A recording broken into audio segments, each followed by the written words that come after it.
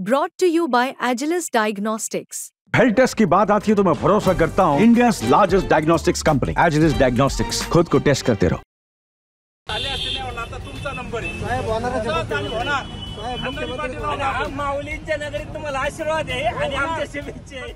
या व्हिडिओनं मुख्यमंत्री पदाच्या चेहऱ्यावरून पुन्हा एकदा चर्चेची राळ उठली आहे। महाविकास आघाडीकडून सीएम पदाच्या रेसमध्ये आणखी एक चेहरा उतरलाय। जयंत पाटलांना कार्यकर्त्यांकडून थेट मुख्यमंत्री पदासाठी शुभेच्छा मिळत आहेत।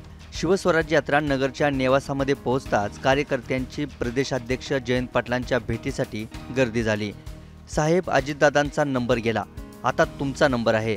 खानदानी पाटील मुख्यमंत्री होणार, माऊलींच्या गावातला आशीर्वाद आहे, असे म्हणत कार्यकर्त्यांनी जयंत पाटलांना शुभेच्छा दिल्या।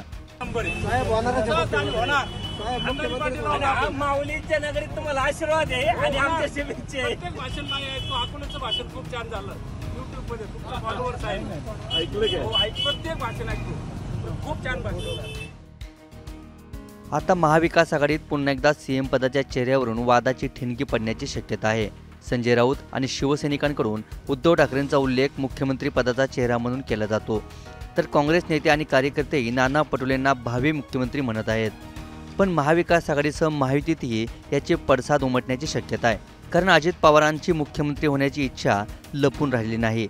अजित पवारांनी साथ सोडल्यानंतर प्रदेशाध्यक्ष जयंत पाटील शरद पवारांसोबत खंबीरपणे उभे राहिले।